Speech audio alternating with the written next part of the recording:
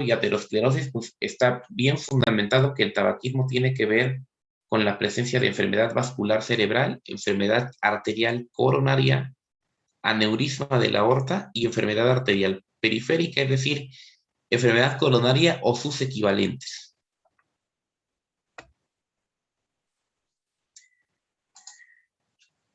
Existen múltiples mecanismos por los cuales se produce infarto de miocardio en el paciente que fuma. Existe por el tabaquismo un incremento de la agregación plaquetaria, un aumento de la viscosidad sanguínea, elevación de fibrinógeno, aumento de reactantes de fase aguda como la proteína C reactiva, un aumento de la carboxihemoglobina, un incremento, para no variar, de la disfunción endotelial, una peroxidación incrementada de las moléculas de colesterol LDL y pues una alteración del resto del perfil lipídico, ¿no? Incremento de las moléculas ricas en triglicéridos, incluyendo las VLDL, y una disminución de las moléculas de colesterol de alta densidad o HDL.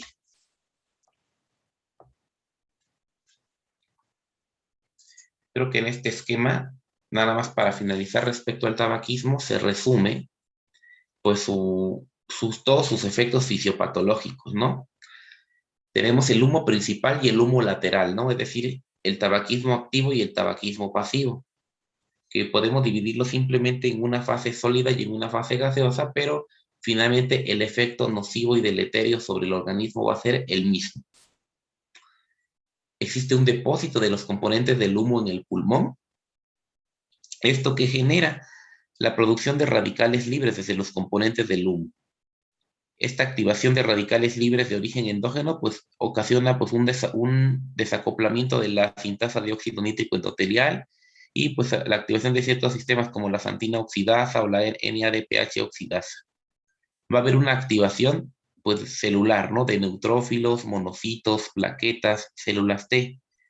Esta producción de radicales libres va a generar, como hemos dicho en la función endotelial, una disminución de la generación o de la biodisponibilidad del óxido nítrico. Esto por sí mismo incrementa el estrés oxidativo. La activación celular de neutrófilos, monocitos y demás grupos celulares va a incrementar la producción de citocinas proinflamatorias y esto va a promover la activación de genes inflamatorios. Todos estos mecanismos de disfunción endotelial, estrés oxidativo y actividad inflamatoria van a propiciar todos estos componentes: disfunción vasomotora, aumento de factores protrombóticos y disminución de los factores fibrinolíticos o antitrombóticos. Va a haber una activación, agregación plaquetaria y de células blancas de leucocitos, un aumento de la peroxidación de lípidos, principalmente LDL densas y pequeñas, un aumento de moléculas de adhesión y un aumento de la proliferación de las células de músculo liso. Si a esto le sumamos la predisposición genética y la presencia de otros factores de riesgo como dislipidemia, diabetes, hipertensión, esto va a favorecer la iniciación y la progresión de la enfermedad aterotrombótica. Es decir, favorece la aterosclerosis y su complicación, que es la aterotrombosis, ¿no? La ruptura de la placa de ateroma. ¿Alguna duda con el tema de tabaquismo o con su fisiopatología?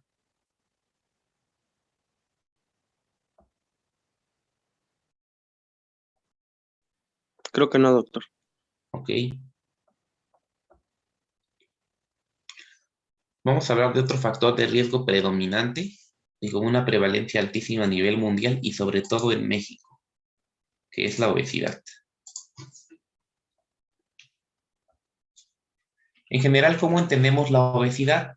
La obesidad es una enfermedad crónica, es una enfermedad debida a la pérdida del balance entre la ingestión calórica y el gasto energético, caracterizada por una acumulación excesiva y distribución anormal de la grasa corporal, asociada a inflamación de baja intensidad, estrés nitrooxidativo otra vez, disfunción endotelial y al desarrollo de condiciones mórbidas que afectan a múltiples órganos y sistemas. Es decir, tiene una implicación sistémica la obesidad. No es solamente un incremento del tejido adiposo y de la grasa corporal. Pues, ¿cómo categorizamos a la obesidad, no? Pues siempre históricamente se ha clasificado, ¿no? Sabemos que un IMC, un índice de masa corporal calculado como peso sobre talla al cuadrado, en talla en metros, se clasifica en bajo peso si el IMC es menor de 20 y un peso normal si nos encontramos entre 20 y 24.9. El sobrepeso es si el índice de masa corporal es entre 25 y 29.9 y a partir de 30 catalogamos el peso como obesidad en diferentes grados. Grado 1 de 30 a 34.9, grado 2 de 35 a 39.9 y obesidad mórbida o grado 3 mayor o igual de 40.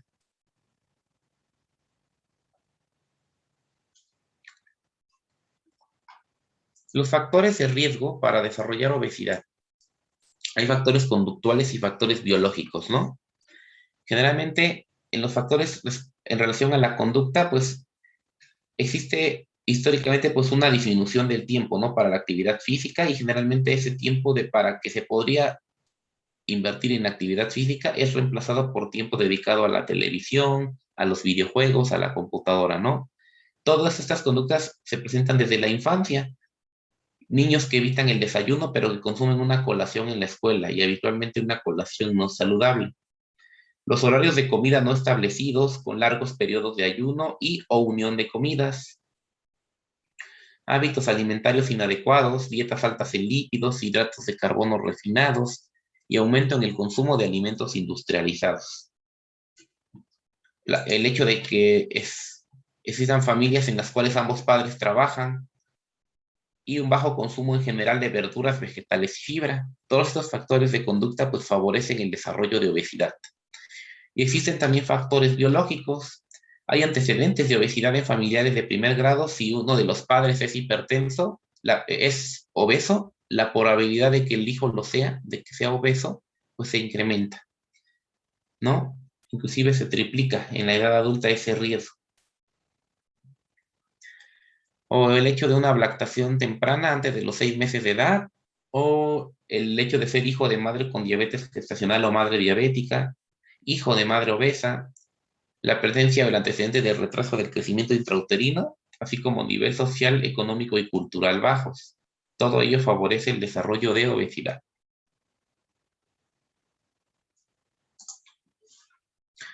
En general, la repercusión que tiene la obesidad visceral, que inclusive tiene mayor riesgo que la obesidad abdominal, se asocia pues a todas las condiciones que implican una resistencia a la insulina, ¿no?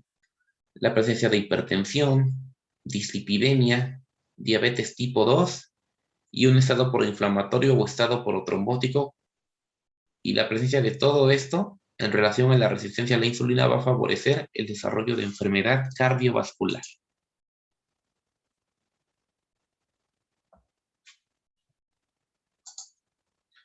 Bueno, ¿qué es? En general, sabemos que a nivel celular, a nivel de los adipocitos, existen varios efectos cardiometabólicos adversos, ¿sí? Vemos que pues existen producción de factores inflamatorios como las interleucinas o citocinas inflamatorias, el factor de necrosis tumoral alfa, la interleucina 6, obviamente moléculas como un aumento de la lipoproteína lipasa que pues tiene gran avidez por triglicéridos y aumenta la producción de ácidos grasos libres, ¿no? El efecto pues del sistema renina-angiotensina-aldosterona por efecto de la hipertensión con el aumento de angiotensinógeno y angiotensina, el aumento de la insulina, o más bien dicho, el hiperinsulinismo que se caracteriza en la resistencia a la insulina, también del paciente hipertenso. Es el aumento de la FFA, que se refiere al aumento de ácidos grasos libres, que bueno, que caracteriza las dislipidemias aterogénicas, ¿no? Que sabemos que la dislipidemia más aterogénica es la denominada triada lipídica, que se caracteriza por un incremento de triglicéridos, un aumento de LDL densas y pequeñas y una disminución de HDL. Otros factores que favorecen la aterosclerosis, ¿no? Como la disminución de la de adiponectina, la presencia de resistina, leptina, ¿sí? O factores protrombóticos como el inhibidor del activador del plasminógeno, un aumento de la producción de lactato. Respecto a este esquema, en general, ¿qué es la adiponectina? ¿No? Pues la adiponectina es una proteína secretada por el adipocito. Su papel fisiológico exacto como tal no está del todo bien definido, pero su propósito es, como tal, tener propiedades antiaterogénicas, antiinflamatorias y aumentar la sensibilidad a la insulina. Entonces, ¿qué ocurre en la obesidad? El estado de obesidad o resistencia a la insulina se asocia a niveles bajos de adiponectina. Si disminuye la adiponectina, pues disminuye sus efectos biológicos benéficos, ¿no? Antiaterogénicos y antiinflamatorios. Obviamente, la pérdida de peso favorece el incremento de sus niveles. Inclusive ciertos fármacos como las glitazonas, ¿no? Que se utilizan en el tratamiento de diabetes y resistencia a la insulina, incrementan la adiponectina.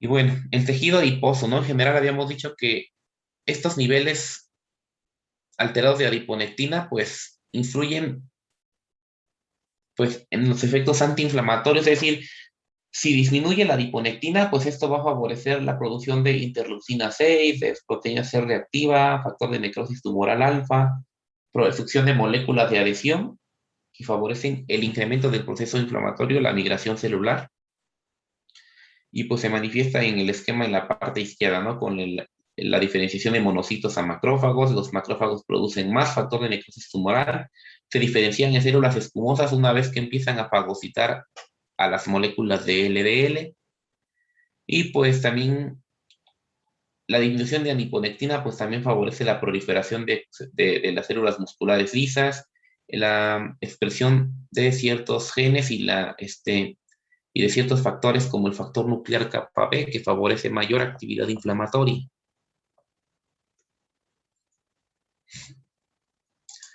La obesidad visceral también tiene implicaciones metabólicas, ¿no? Y cursa con múltiples alteraciones. Se caracteriza la obesidad visceral por hipertrigliceridemia, lo cual favorece la disminución de partículas de HDL, aumenta la producción de moléculas ricas en ApoA-B. ¿Cuáles son las moléculas ricas en ApoA-B? Ya lo dijimos en la clase de ayer, ¿no? ¿Sí se acuerdan cuáles son las moléculas de lípidos ricas en ApoB?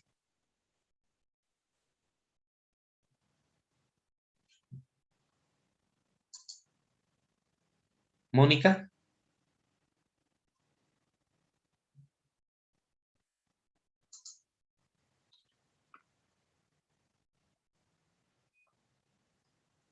¿sí me escucha? Sí, doctor. Ok. Donaldo, Sí, doctor, dígame. ¿cuáles dijimos que eran moléculas ricas en ApoB o caracterizadas por ApoB? Son las ApoB100 que tenemos las VLDL, IDL, LDL. Así es, ¿no? Las VLDL que nacen a nivel hepático como resultado pues de la síntesis o recaptura de triglicéridos a nivel endógeno, las VLDL originan a las IDL y estas a las LDL, ¿no? Dentro de la vía endógena del metabolismo de los lípidos. Y efectivamente esas tres moléculas se caracterizan por ApoB100 en su estructura.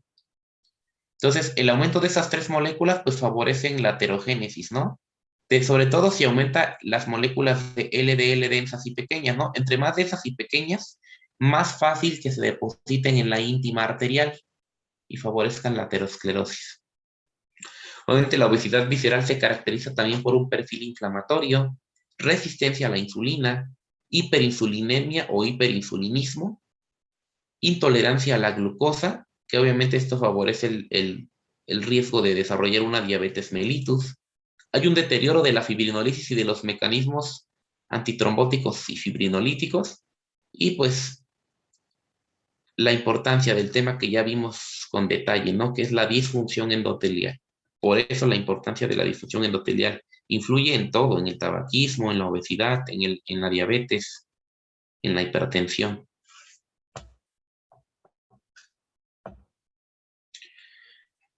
Ok. El rol del tejido adiposo en la aterogénesis, para finalizar con el tema de obesidad. Pues una genética y mala nutrición pues, va a favorecer el incremento del tejido adiposo, ¿no? Que pues va a favorecer señales inflamatorias endócrinas, autócrinas y parácrinas, ¿no? Va a haber un incremento en la activación de las células inflamatorias, de los macrófagos.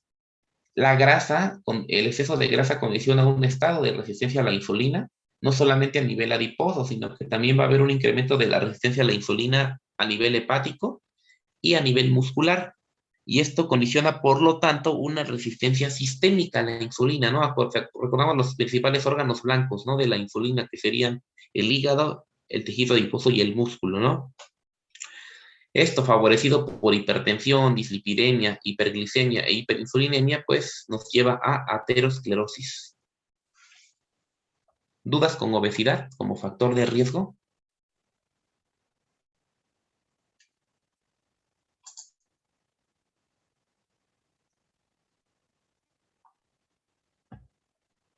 No, doctor. Ok. Vamos a pasar a una entidad más integral que contiene múltiples factores de riesgo y todo ello favorece el desarrollo de enfermedad cardiovascular, que es una entidad especial que denominamos síndrome metabólico.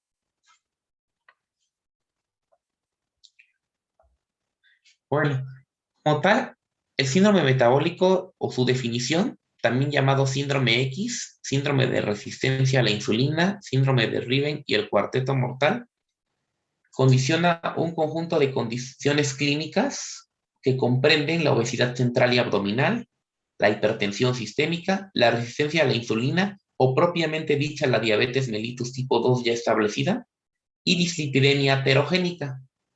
En general es un estado protrombótico y proinflamatorio caracterizado por un aumento de la actividad inflamatoria de las citocinas. Aquí la cuestión, ¿es síndrome? En sí no hay acuerdo sobre si la coincidencia de los factores de riesgo incorporados en el concepto de síndrome metabólico aumenta el riesgo más que lo que correspondería a la suma del riesgo atribuible a cada uno de sus componentes. Es decir, aquí es la cuestión si el todo es más que la suma de sus partes, ¿no?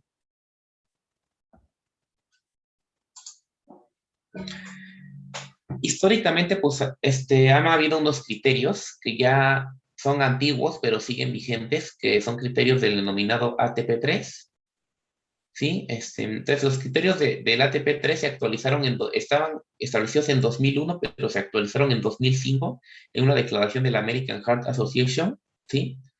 Y pues esto, ¿qué modificaciones tuvo? Una reducción del umbral de glucosa en ayunas, que antes era de 110, a un umbral de 100 como tope anormal, ¿no? Del umbral de glucosa, el cual corresponde actualmente con los criterios de la Asociación Americana de Diabetes, en la ADA, para glucosa alterada en ayunas, ¿no? Que recordamos que es de 100 a 125, pero ya un umbral de glucosa mayor de 100 se considera anormal para fines de criterios del ATP3. En general, incluye explícitamente la diabetes en la definición del rasgo de hiperglucemia, es decir, en este criterio entran pacientes diabéticos o pacientes no diabéticos con glucosas arriba de 100. Y también se debe incluir explícitamente el uso de medicamentos para el control de los lípidos o el control de la presión arterial en las definiciones de los rasgos de dislipidemia e hipertensión, es decir, en los criterios entra el paciente hipertenso o que está con cifras normales pero a expensas de tratamiento farmacológico, o el paciente con dislipidemia, o paciente que tiene cifras normales pero a expensas de tratamiento hipolipemiante, ¿no? Aquí están las diversas definiciones, ¿no? Del síndrome metabólico, los diversos criterios que sean de diversas revisiones, ¿no? Está de la Organización Mundial de la Salud, sí, tenemos pues obviamente la American Heart Association y los tres criterios que se describen, los 5 criterios que se describen en el ATP3, ¿no? En general, otros grupos europeos, etcétera, han considerado al, pues, otras características adicionales como la resistencia a la insulina, ¿no? la microalbuminuria en la Organización Mundial de la Salud, pero pues en general el ATP3, por ejemplo, pues consideraba qué criterios: la glucosa arriba de 110, el colesterol, los triglicéridos arriba de 1.69 milimols, que equivaldría a más de 150 miligramos por decilitro. Una disminución de la HDL menor a 1.03 milimol en hombres o menos de 1.29 en mujeres, que equivaldría a menos de 40 miligramos por decilitro, que es la unidad de medida que utilizamos en nuestros laboratorios, menos de 40 en hombres y menos de 50 en mujeres, el colesterol HDL. La presión arterial la consideran criterios si está arriba o mayor o igual a 130/85 o depende de medicación antihipertensiva. Y la obesidad, si el perímetro abdominal es mayor a 102 centímetros en hombres o mayor a 88 en mujeres. Estos criterios no han cambiado, excepto el que está encerrado, que es la glucosa. Ese criterio se actualizó en 2005 y ya se considera una cifra normal arriba de 100 o igual a 100, ¿no? Por lo demás, todos los demás sigue igual. Es decir, e incluye la diabetes además, ¿no? Entonces, el resto de criterios no ha cambiado. Del ATP3 continúan igual: triglicéridos más de 150, HDL menor de 40 en hombres o menor de 50 en mujeres, hipertensión más de 130/85, cifra de la presión arterial arriba de esa cantidad o tratamiento antihipertensivo, y perímetro abdominal de 112 en hombres o de 88 en mujeres. No sé si hay alguna duda con los criterios del síndrome metabólico actuales.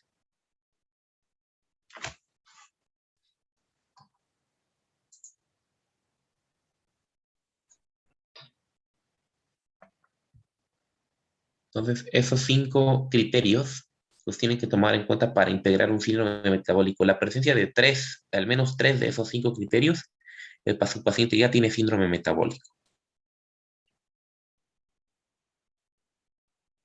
Y aquí está, ¿no? ATP3 2005, mayor o igual a 3 criterios, pues incluye esas entidades, ¿no? Glucosa, colesterol HDL, triglicéridos, obesidad abdominal, caracterizada por perímetro abdominal, e hipertensión, ¿sí?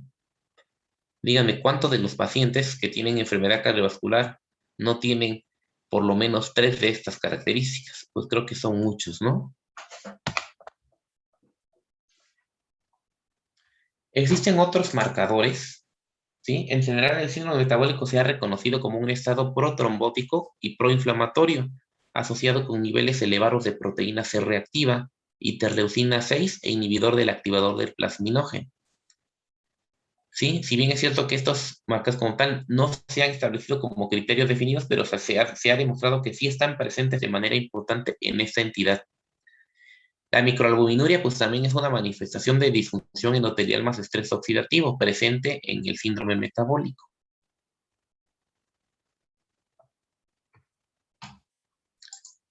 ¿Ok? La relación de síndrome metabólico, resistencia a la insulina y aterosclerosis, ¿no? Hay un estado de hiperinsulinemia e hiperproinsulinemia, que sabemos que es el precursor de la insulina, la proinsulina, y todo ello condiciona un estado sistémico de resistencia a la insulina, que va a favorecer todas y cada una de estas características presentes en el síndrome metabólico: la intolerancia a la glucosa, el incremento de moléculas o remanentes ricos en triglicéridos, la disminución de colesterol HDL, el incremento de la presión arterial y la disfunción endotelial, que va a favorecer verse favorecido por el incremento de factores protrombóticos como el inhibidor del activador del plasminógeno, y este perfil lipídico anormal favorece la producción de LDL densas y pequeñas y por lo tanto su acumulación en la pared arterial. Esto conlleva a la enfermedad arterial aterosclerosa, tanto coronaria como periférica, ¿no? Y cerebral. ¿Ok?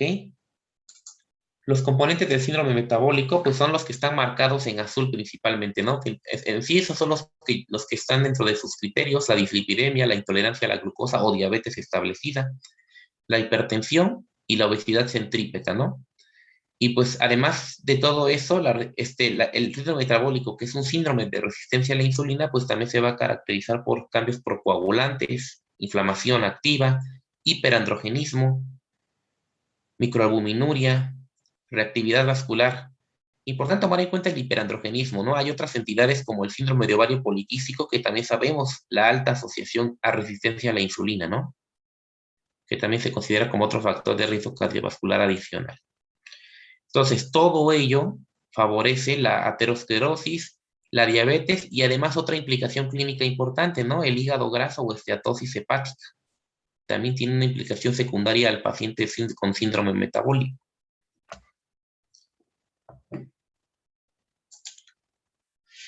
Esto solamente, pues, es la implicación del síndrome metabólico en relación al esquema que ya conocemos, ¿no? Este esquema ya lo vimos en la clase de ayer respecto a la fisiopatología de las rutas endógena y exógena del metabolismo de los lípidos, ¿no? Solamente para recordar. A nivel del tejido adiposo, ¿qué sucede? Aumenta la actividad de la lipoproteína lipasa, ¿no? En general sabemos que los ácidos grasos libres, bueno, inicialmente los ácidos grasos van a estar almacenados en forma de triglicéridos, pero al aumentar la liberación de ácidos grasos libres por efecto de la lipoproteína lipasa, estos ácidos grasos van, entre otros tejidos, al hígado, pero también van, por ejemplo, al tejido muscular. Entonces, estos ácidos grasos libres liberados de los adipocitos van al hígado y van al músculo, ¿sí? Entonces, ¿qué sucede en el hígado? Pues el hígado recibe mayor sustrato, ¿no? Para sintetizar VLDL. ¿Cuál es el sustrato de las VLDL? Los triglicéridos. Recuerden que las VLDL son moléculas ricas en triglicéridos de origen endógeno por reempaquetamiento de los ácidos grasos que captura el hígado y los vuelve a almacenar como triglicéridos en moléculas de colesterol VLDL. Sabemos que hay resistencia a la insulina, ¿no? ¿Por qué? Porque la liberación de ácidos grasos libres interfiere con la captación de insulina por el hígado. Es decir, obviamente, esto favorece la resistencia a la insulina.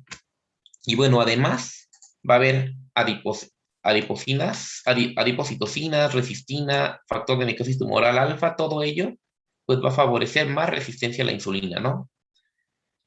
Además, el aumento de VLDL que condiciona hipertrigliceridemia, ¿no? Porque son moléculas ricas en triglicéridos. Habíamos hablado de la proteína de transferencia de ésteres de colesterol o CEPT, que va a transferir colesterol de las HDL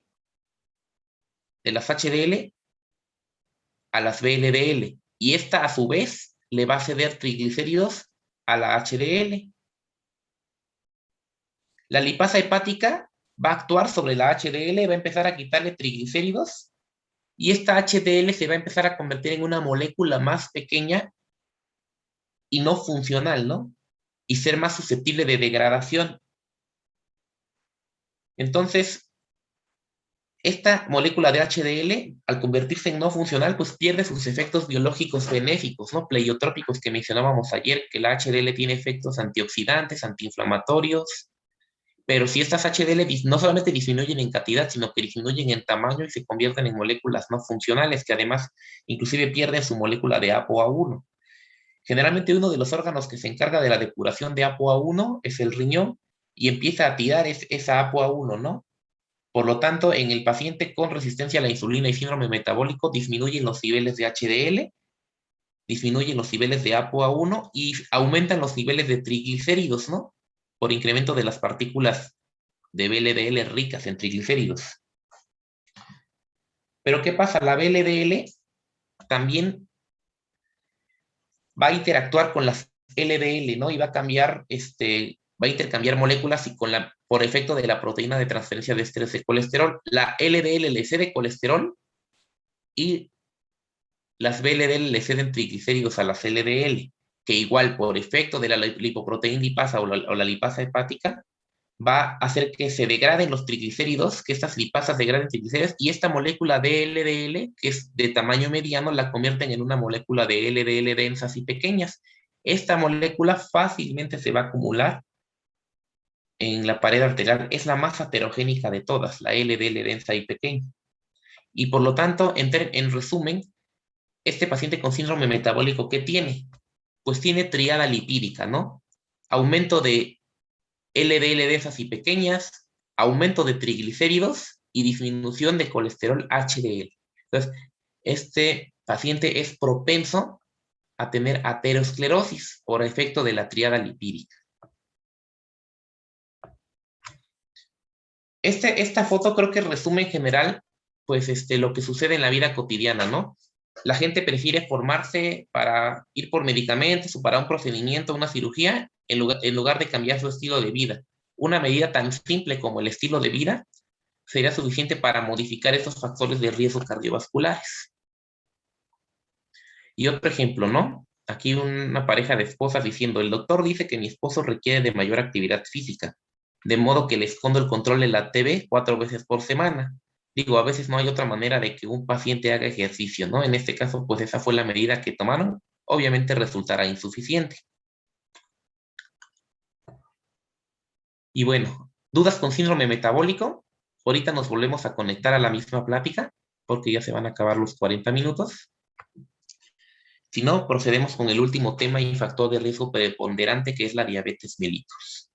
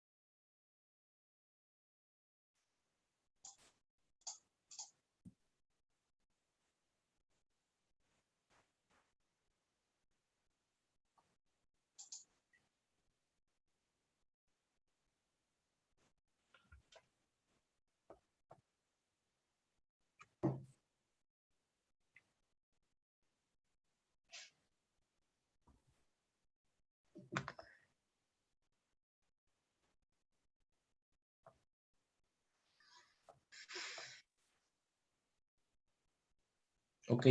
¿Alguna duda con los factores de riesgo que hemos abordado? Tabaquismo, obesidad, síndrome metabólico.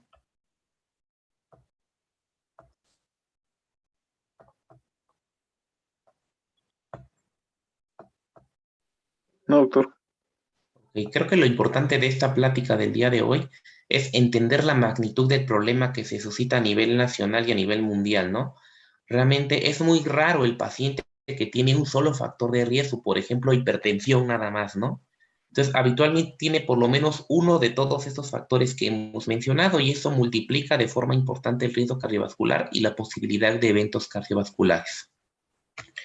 Entonces, vamos a hablar de un factor de riesgo que es más que eso. O sea, la diabetes mellitus, como vamos a tocar en el tema, en la actualidad, más que un factor de riesgo, se considera incluso un equivalente de enfermedad coronaria. Es decir, a un paciente diabético hay que manejarlo como si ya se hubiera infartado, porque la posibilidad que tiene de un infarto es exactamente la misma.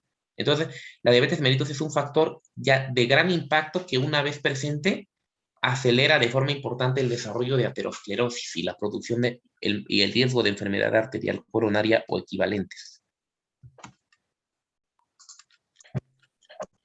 La diabetes y su relación con la enfermedad cardiovascular, ¿por qué se caracteriza?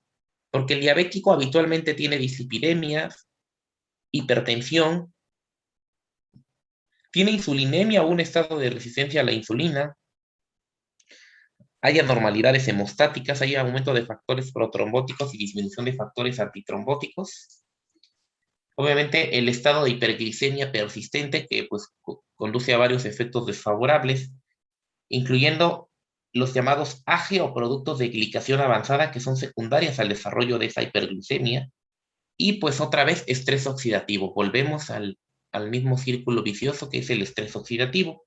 Por lo tanto, aquí entendemos que todas estas enfermedades, tabaquismo, hipertensión, diabetes mellitus, dislipidemia, se van a caracterizar por estrés oxidativo, los cuales generan anión superóxido, peroxinitrito, oxidación de lípidos, proteínas, etc.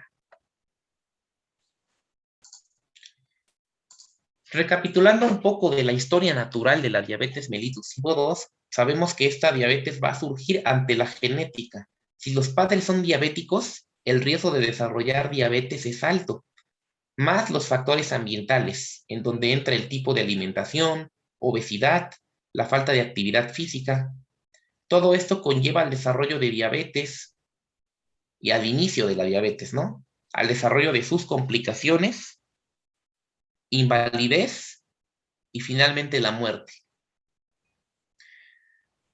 Vemos que todo este estado de hiperglucemia prolongada, empezando por un estado inicial de tolerancia a la glucosa disminuida o glucosa alterada en ayunas, pues en general esta hiperglucemia prolongada pues va a favorecer el desarrollo o está relacionada al desarrollo de enfermedad microvascular, ¿no? Primariamente microvascular, que se caracteriza o se representa por retinopatía, nefropatía y neuropatía diabética, lo cuales conducen a enfermedad renal crónica y a la ceguera, ¿no? En cambio, otro aspecto que es la resistencia a la insulina, la hiperinsulinemia, la hipertensión y las alteraciones lipídicas que ya hemos mencionado, llevan al desarrollo de aterosclerosis y a través de ella a la aparición de otra entidad que se llama enfermedad macrovascular, que pues se caracteriza sobre todo por la aparición de enfermedad arterial coronaria y enfermedad arterial periférica, ¿sí? Entonces todo esto se traduce en enfermedad macrovascular. Con esto, ¿qué entendemos? Que si a un paciente nos dedicamos a tratarle correctamente la hiperglucemia, pero por ejemplo no le tratamos la hipertensión, no lo estamos protegiendo del desarrollo de enfermedad cardiovascular, es decir, de la producción de aterosclerosis. Por lo tanto, su abordaje y su tratamiento debe ser integral. Este esquema pues ya está de más repetirlo, ya lo vimos. La asociación entre síndrome metabólico, resistencia a la insulina y aterosclerosis, ¿no? La resistencia a la insulina que favorece la presencia de todos los criterios del ATP3, ¿no? Intolerancia a la glucosa, hipertrigliceridemia, hipoalfa, lipoproteinemia o disminución de HDL, incremento de la presión arterial y pues todo eso culmina en enfermedad aterosclerosa favorecida por la producción de LDL densas y pequeñas y factores protrombóticos. ¿Cuáles son las consecuencias de la resistencia a la insulina? Y pues sobre todo la asociación entre diabetes e hipertensión, ¿no? Recordamos que no, y esto lo dijimos ya en hipertensión, no considerar la hipertensión solamente como una alteración hemodinámica, sino también alteraciones metabólicas, ¿no? Va a haber obesidad central, esta obesidad central favorece la producción de favorece la lipólisis y la liberación de ácidos grasos a la circulación, y la presencia de ciertos tipos de dislipidemias. La resistencia a la insulina se caracteriza por hiperinsulinismo, y esto va a hacer que se acentúen los efectos no metabólicos de la insulina, ¿no? Como la retención de sodio, la hipertrofia vascular y el incremento de la actividad simpática. Sabemos que a niveles basales o niveles normales la insulina favorece la vasodilatación, pero en un estado de resistencia a la insulina, esta vasodilatación va a estar atenuada, predomina la vasoconstricción y por lo tanto favorece el desarrollo de la hipertensión. Es decir, un diabético tiene más riesgo de ser hipertenso por el simple hecho de tener diabetes. Este esquema resume pues todo lo que implica el desarrollo de aterosclerosis en el paciente diabético, ¿no? La presencia de infección, que disminuye los mecanismos de defensa, la inflamación por efecto de fractantes de fase aguda o citocinas proinflamatorias, como la proteína C reactiva o la interleucina 6, la hiperglucemia, que favorece la producción de productos avanzados de glicación, y el estrés oxidativo.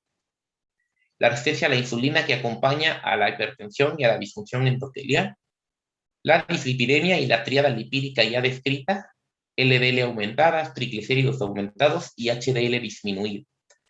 La presencia de factores protrombóticos como el inhibidor del activador del plasminógeno y el factor tisular, y la disminución de sustancias antitrombóticas como el activador del plasminógeno tisular.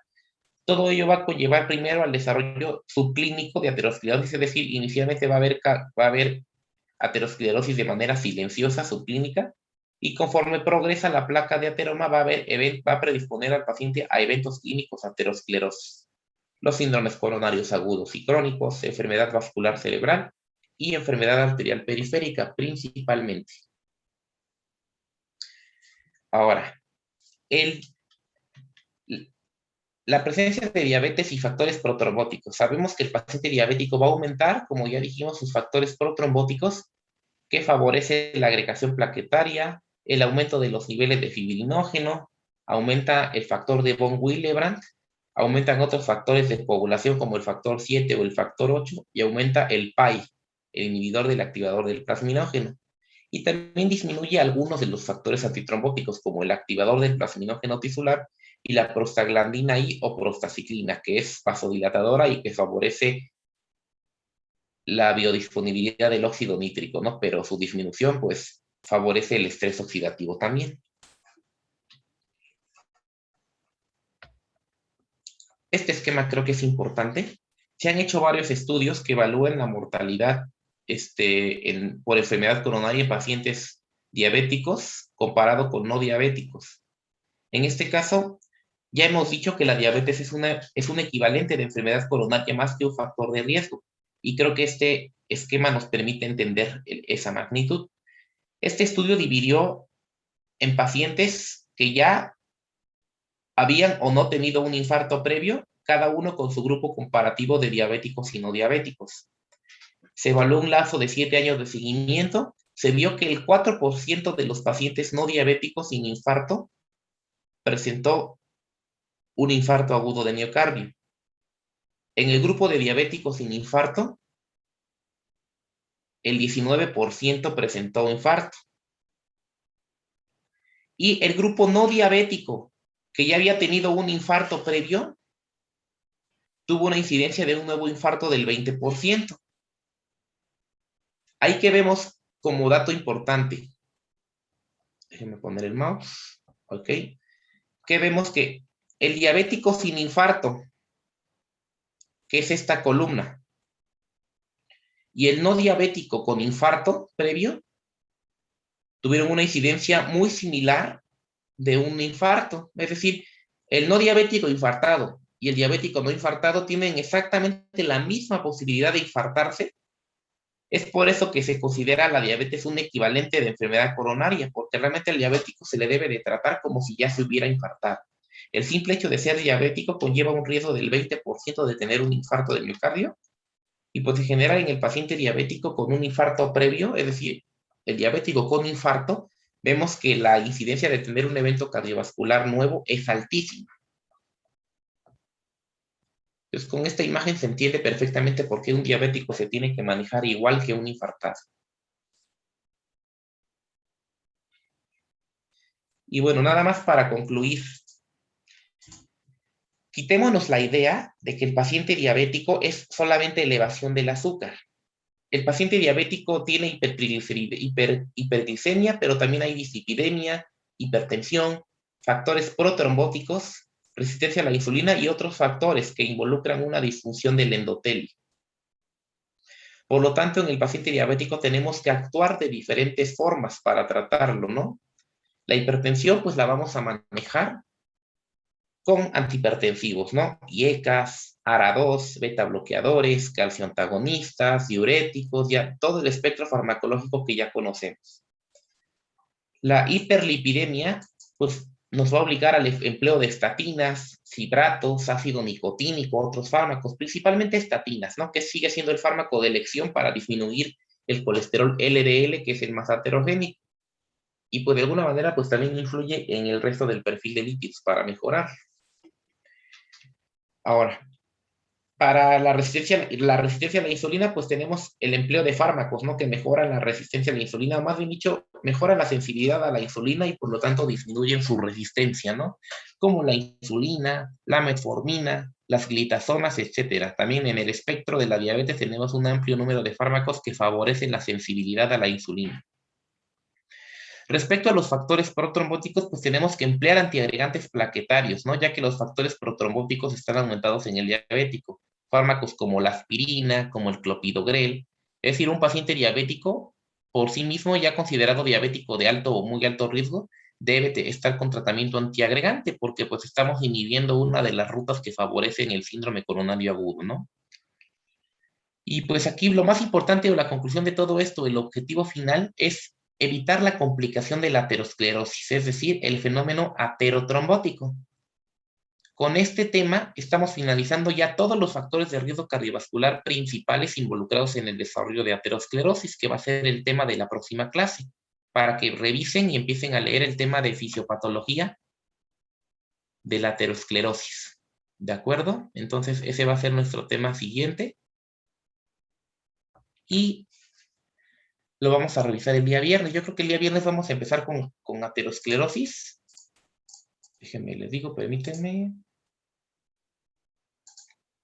Vamos de temas. Sí, vamos a ver aterosclerosis y vamos a empezar a hablar ya propiamente de la cardiopatía isquémica crónica.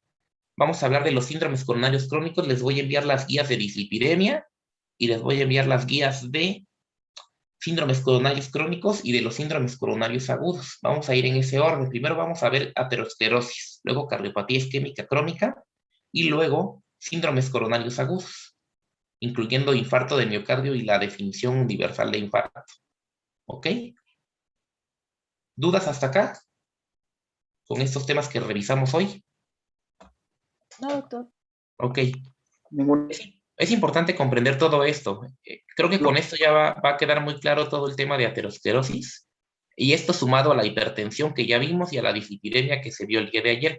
Para los que no entraron a clase de ayer, por favor revisen las rutas metabólicas de la vía exógena y endógena del metabolismo de los lípidos, porque sí puede haber ahí alguna pregunta de examen en el siguiente examen. Entonces revísenlo. En el Harrison venía bien. En Harrison previo, no sé cómo ven el último Harrison, pero en los Harrison de ediciones anteriores viene en el tema de hiperlipoproteinemia o dislipidemia, el metabolismo de los lípidos.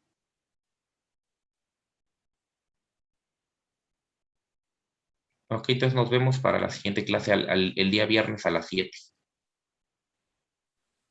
Hasta luego, doctor, que tenga buen día. Igualmente, Hasta hasta luego, luego. doctor.